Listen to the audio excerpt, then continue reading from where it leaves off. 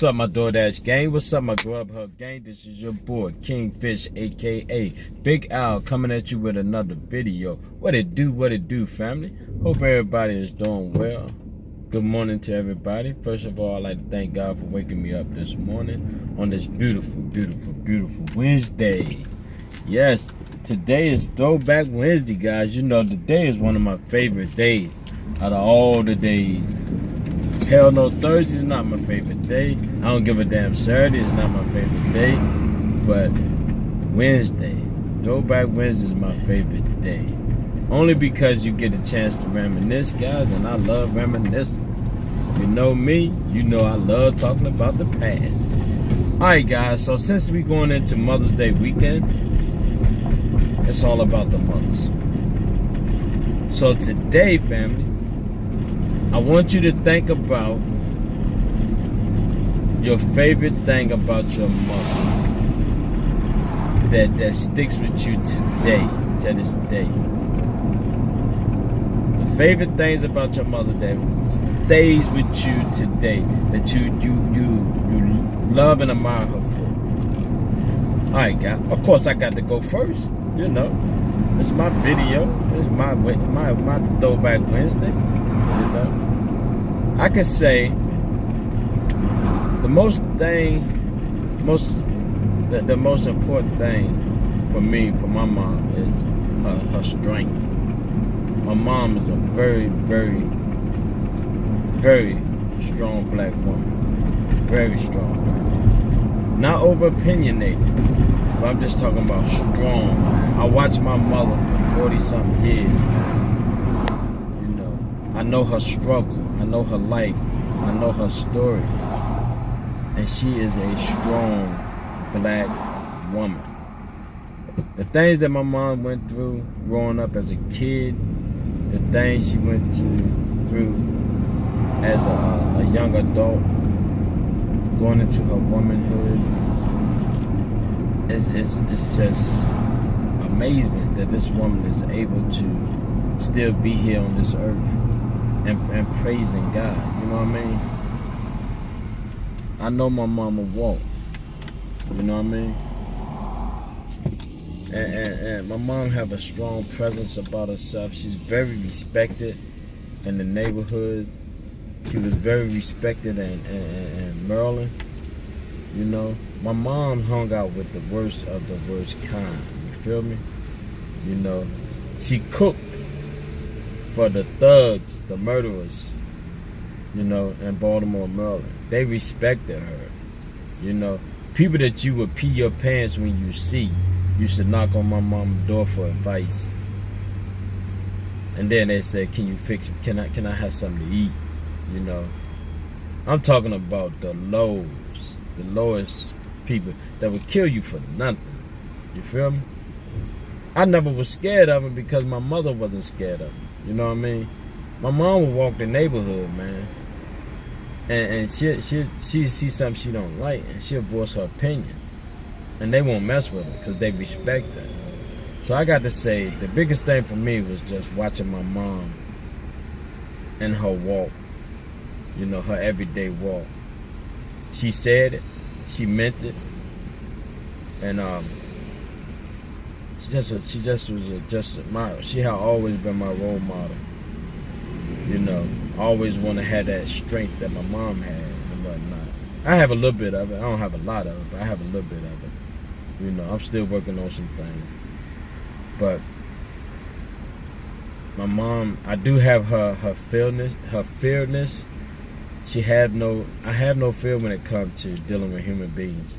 And what I mean by that, I don't care what you did in your walk of life, what you did, what's your history, or, you know, none of that. I don't care about none of that. All I care about is how I treat you and how you treat me. I give a lot of respect, I demand a lot of respect back. You know, I love the fact that my mom, when she decided, my mom used to smoke cigarettes, when she decided to quit, she didn't have to chew no gum, she didn't have, her willpower was so strong. My mom said, I'm not smoking cigarettes today, the rest of this year, and she won't do it. There wasn't no, you know how people had the nicotine, what you call it?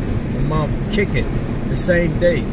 her willpower, man. I love my mom for her willpower. And the thing that stays with me for 40 something years, is just her wisdom and her ability to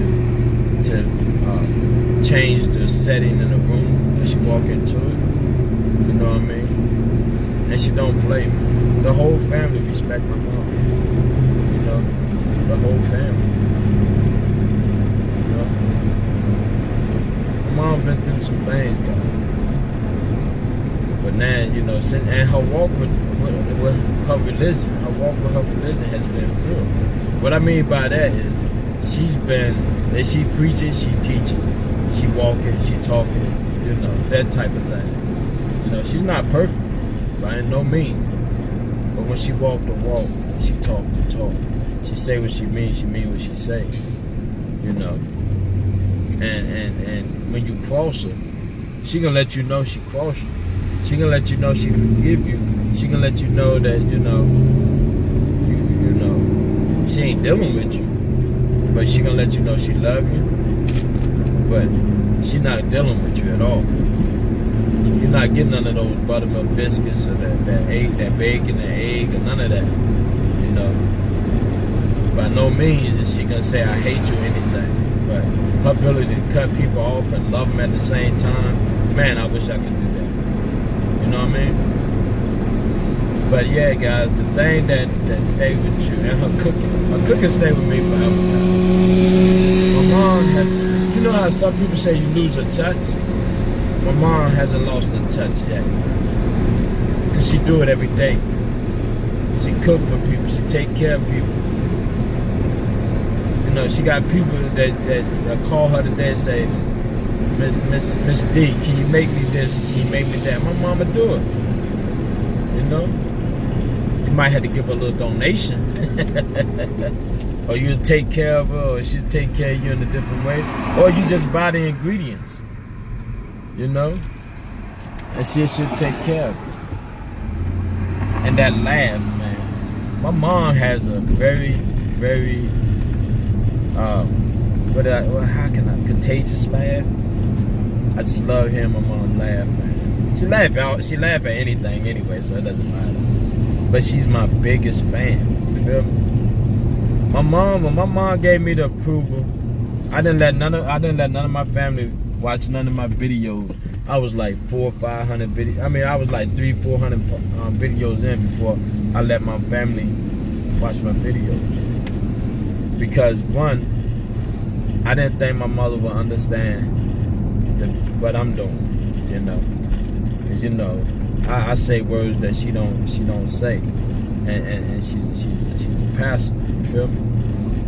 But when she gave me the okay on Hell No Thursday, I'm gonna tell you how it happened. Some of y'all watch my video, y'all know this. My mom called me up on Friday. She said, "What's the day is?" I said, "Friday." She said, "Oh, I wasn't gonna call you on Thursday because I didn't want you to tell me hell no." That right there gave me confirmation that my Hell No Thursday was cool. My I don't give a damn Saturday was cool. You know. Yeah, I'm 49 years old, but I still seek the approval of my mom because it's out of respect. You know. I am a representation of my mom. The way she brought me up, the way she raised me. I am that gene is in me. So guys, if you want to say something nice about your mom, then you don't want to say nothing nice, that's cool. Because everybody's mother ain't perfect. Oh, Jesus, come on. Got this big truck drive through. Don't make no sense. Can't even get up. I got to go inside. I was trying to go through drive-through. I didn't want to see number 2. Hey, might as well go there. You can't get out. Can't get out.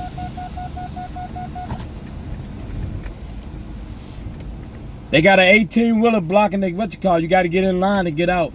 Last time they ever come to this place. I feel you. And he be back. Yeah.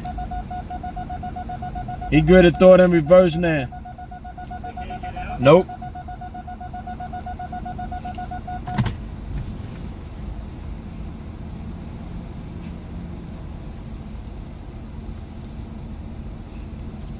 I'm right behind you. You good? This is a cluster spot. Yes, it is. He hasn't met Tara. He said he ain't never coming back to this place. He hasn't met Tara yet. He haven't had none of Tara's drink. Coffee. Alright, guys, we got to go ghetto style. Sure. I don't give a damn if they got an 18-wheeler inside of Dunkin' Donut. Tara back. I'm going to give me some coffee. But yeah, guys, it's all about your mother, man. You know? Sometimes, man, when I'm down and out, I wish I had my mother's strength, man. But what makes me, when I'm down and out, guys, what make me get up and go, man, is just that thought of the things that my mom went through and how she handled life helps me out, because I can say, oh, what would my mom do in this situation, you know? And my mom, she's stuck in keeping it real Monday, you know. She keep it real 24/7. You're not gonna hurt her feelings or say anything to her. She gonna let you know right then and there. You know, it'd be like, hold up, wait a minute, let me put some Miss D in it. And she gonna tell you straight up. I'll give you an example. If my mom go into a store, right, and the clerk is disrespectful, my mom gonna pray for that clerk. She gonna tell her how she feel first, then she gonna say a prayer for her, and then she gonna keep it moving. But that woman gonna know, that clerk gonna know that she crossed my mom, she upset at my mom. My mom gonna let her know, and then she gonna ask her, can she pray for her? And she gonna do it with a smile. But her words that she gonna say to you is gonna cut you. Then she gonna put a band-aid on it. Then she gonna pray for you. You know, I seen my mom tie people down, man. I mean, tie them down. They crossed her, she tied them down, she built them back up, then she pray for them, and they be like, thank you, Miss D. You know, that's what my mom is, man. So I love my mom inner strength. I love her strength. I love her walk. I love her talk. You know, I love her laughter. I love her cooking. So yeah, man. By no means I have the perfect mom, but what I can say, my mom always been a mother. She hasn't been. You know how you know these days that the parent go out with the kid, drink and smoke and do all this, and then the kid don't have no respect for them, the parent. My mom been knocking us out ever since day one. And what I mean by, and then God, I wasn't abused as a child by no means, but if I did something wrong, I knew what I did wrong because she told me what I did wrong. But if it was deserving of a whooping, oh, I got that. Oh, I got that. Most definitely. You know? I told you, I stole from my mom one time. That was it. Never ever again. Never. You know what I mean? She let me know. And you know that saying, I brought you in this world, I take you out. I think I got taken out a few times and she brought me back. Alright, fam, I'm gonna go get my coffee. I'll be right back. We're talking about the moms, man. Saturday podcast gonna be about stepmoms, guys. I had the worst stepmom in the world, you know. But we're gonna talk about it. We're gonna talk about it. For 7 years, my life was a living hell. You know what I mean? It's my story. I'm gonna share it with you guys.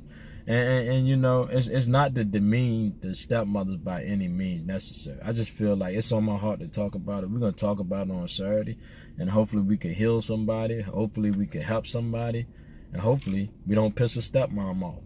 Because if you mistreating something that's not yours, then you ain't gonna like this show, you know. But then I'm gonna show you. I'm gonna tell you about my story. I'm gonna tell you how it affected me as a kid, and how it's affected me growing up, and how I got through it. You know what I mean? I'm gonna tell you my story. You know what I mean? And then hopefully we can help somebody. Because at the end of the day, it's all about positivity and love. You feel me, guys? All right, guys, I gotta go. I'll talk to y'all to death. All right, y'all ain't even working. No, I'm just kidding. I love my YouTube family. Hold on. All right, family, I'm back. Number 2 gave me the business today, man. Tara was in the bathroom. I didn't see her. I seen her car here. So I seen number 2, so I threw up 2 fingers. She's like, oh, hell no. I'm not making your coffee. Why you ain't making my coffee? She just rolled her eyes. And Tyra came out the bathroom. So I looked at her. I said, hey, Tyra, how you doing? She said, all right. So she made my coffee, right? So number 2 said, I want you to know I hold a grudge. And I can hold a grudge for a long time. I was like, oh, jeez, really? I said, look, I never changed your number. You never went from 2 to 1. It's 2, 3, and 4. And number 3 said, hey. And number 4 said, hey. And I don't know their name, and I can't pronounce her name no way. You know, number 2 name. But I never changed their number. The numbers have always been the same. Everybody went down 1, you know. Because she was number 2 was number 3. She went to number 2, and number 3 went to number 4 went to 3, and 4 went to 5 went to 4. How the hell it is? There's 4 of them. So she told me, she said, I can hold a grudge too. I'm like, okay. And then I said, all right, I'll see you later, number 2. She said, oh, I'm back to number 2, huh? I never changed you to number 1. You know? I just let you know that your coffee had elevated. Your coffee making had elevated. Oh, perfect. I get this 11 and a half. Tyra done moved the bar, man. I think the highest I can go is 12, man. Tyra, this is 11 and a half. So Tyra moved the bar since she's been back. But number 2 is a very sweet young lady. She's in school. She's going to get a degree and whatnot. She's a strong Muslim woman. But she told me she's not making my coffee. I ain't worried about it. If she do, she do. If she don't, she don't. Dunkin' Donuts still gonna get my money. And somebody gonna make my coffee. And it's gonna get rated. So whether she make it or not, guys, I don't care. As long as I get some Dunkin' Donut hot French vanilla, cream and sugar, with an extra shot of French vanilla swirl, I don't give a damn. Who make it? You know? But I know she gonna make it. And she enjoy making it. I know she messing with me. Maybe she not. I can never tell when I can never tell when she's serious or playing. So when I go in there, I'm gonna go in there with the mindset that she's not gonna make my coffee, hoping that she do make my coffee. You know. But number 2, if you watch this video, I never gave you the number 1 spot, and I always told you that Tyra made better coffee than you. You the second best. I always told you that. Nobody want to be second. I don't even want to be second. I want to be first or first or nothing at all. I'm about to say last. I don't never want to be last about nothing. I let my guys know that work for me, because we are judged by the group of people that we work with, because we supposed to lead, teach, and develop. And I just feel like some of my guys I haven't developed yet, so my supervision ratings is low. But I'm gonna get that back up. I got new people. You know, new people bring your ratings down. But anywho, we getting back to moms, man. We talking about the thing that you can remember about your mom that sticks with you to this day, that resonate, that stick to you like glue. And like I said before, man, my mom's strength is impeccable. You know, her walk and her religion is pure. You know, my mom get mad. She get mad. She might say some words. You know, she might, go off a little bit. But she's human. The flesh is always going to be strong. The spiritual walk. Me and Darius was talking about that last night. But she took care of her household, man. She raised her kids the right way. You know. I can remember going to a show. Me and the wife went to a show. I don't know if it was we went to go see R. Kelly. And I seen a mother and a daughter at the bar. And the way they was acting, it was just disappointing.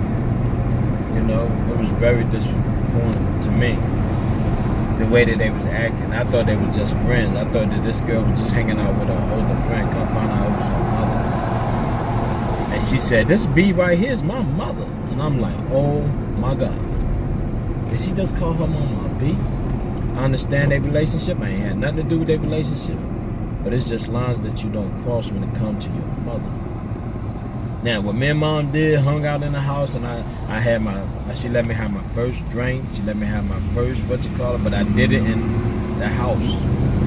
You know what I mean? It was in our house. It was in her presence and whatnot.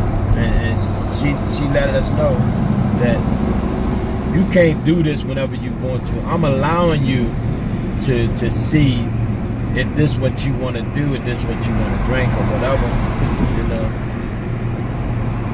And then I was like, nah, this ain't for me.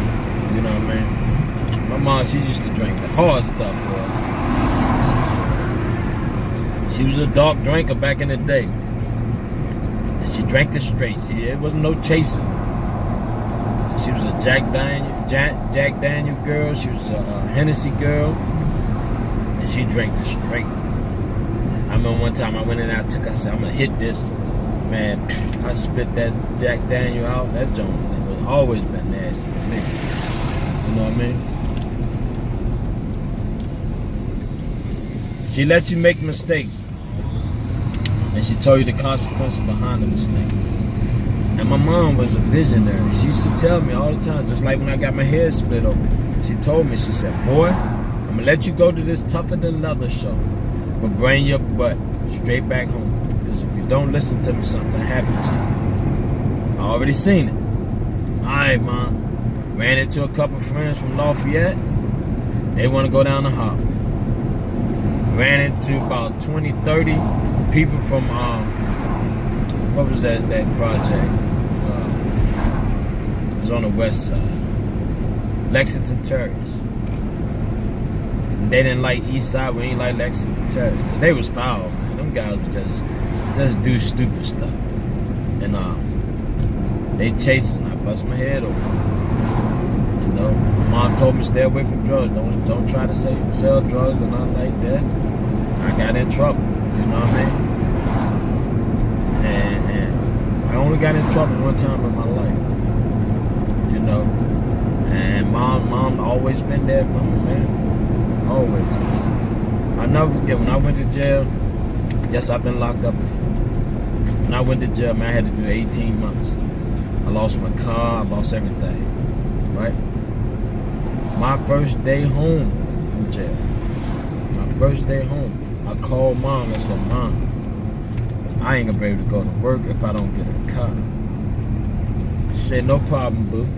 How much you need? I told Mom, I just need $1,500 to put down on the car. She said, all right, I have it to you tomorrow. Just came home. Man, I cried like a baby, man. Because I thought that I thought that she would feel some kind of way because I did something that I ain't had no business doing, something she told me not to do.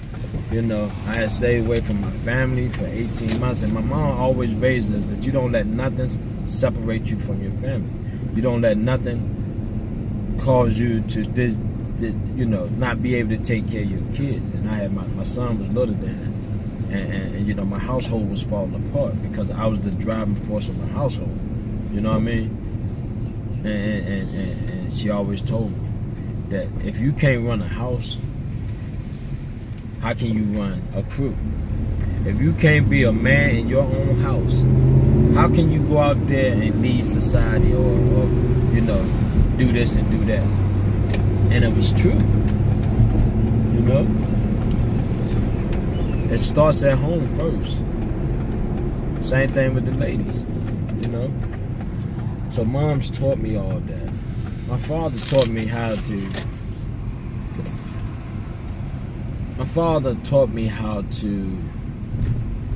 be I don't want to say, he taught me things that only a man can teach a man.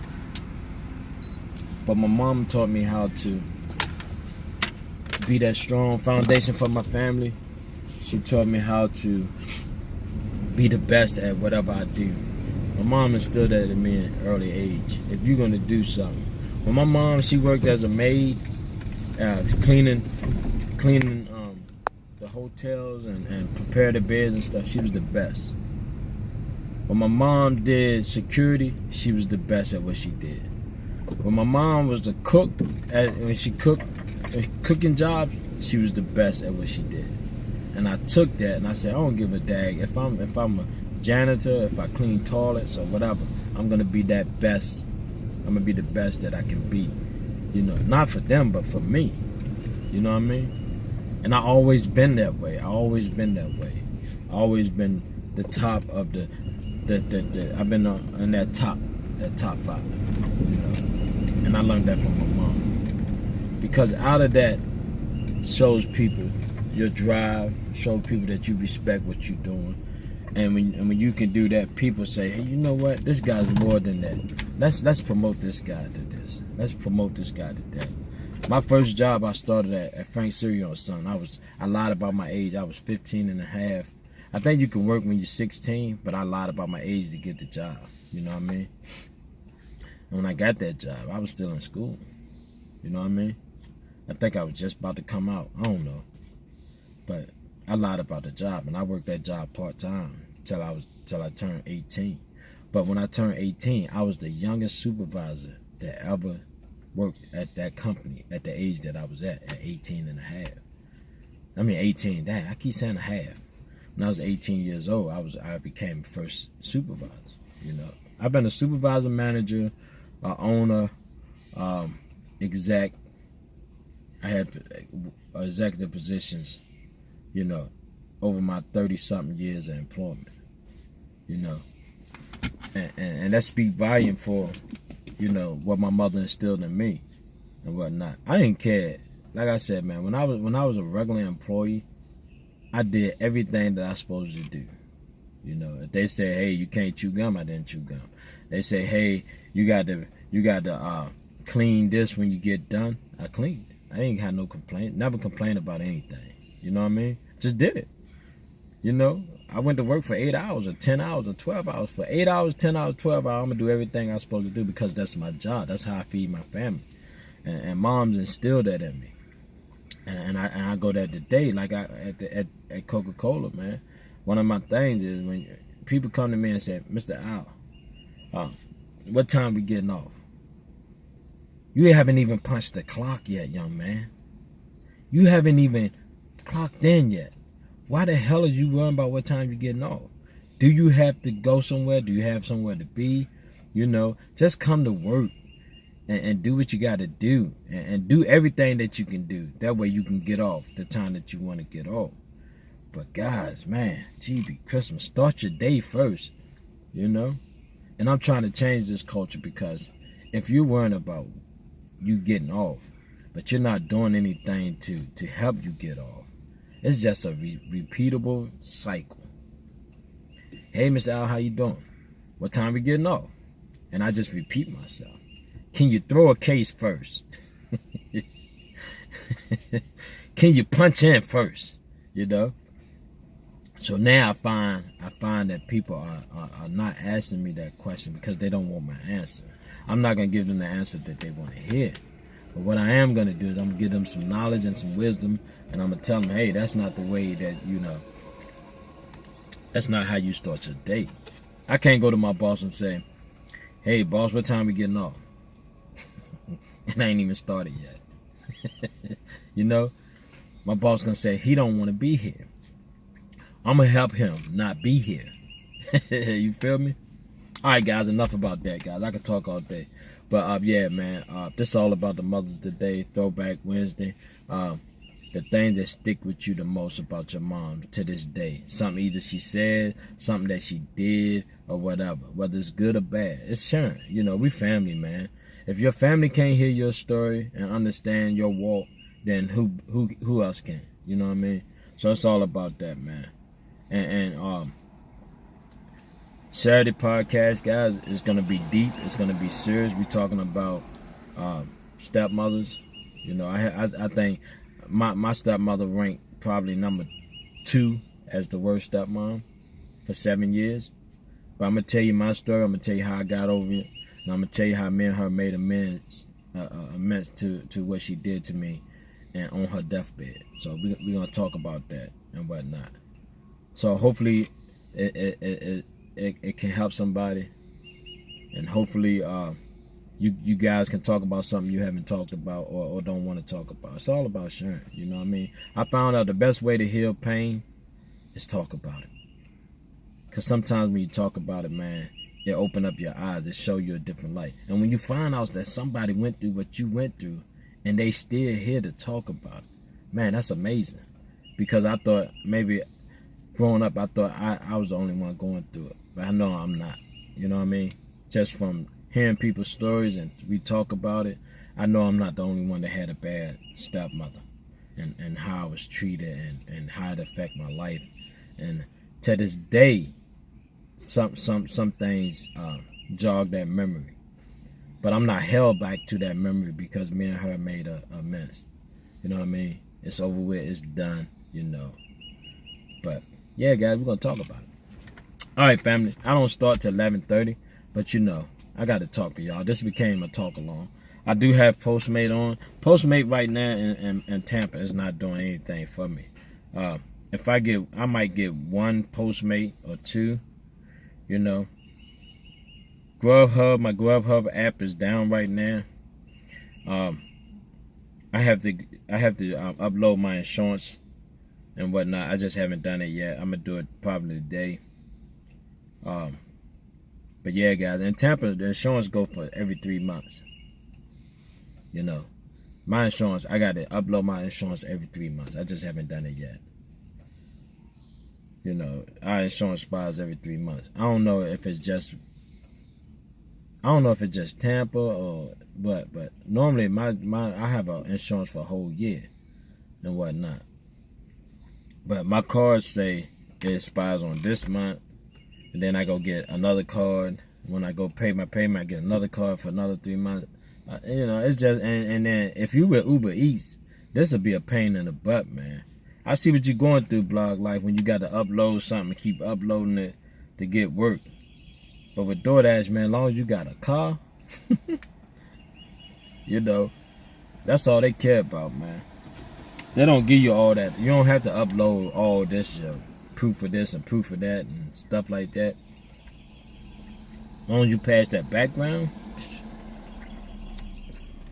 it's on and popping. All right, family. I got to go. But please share your story.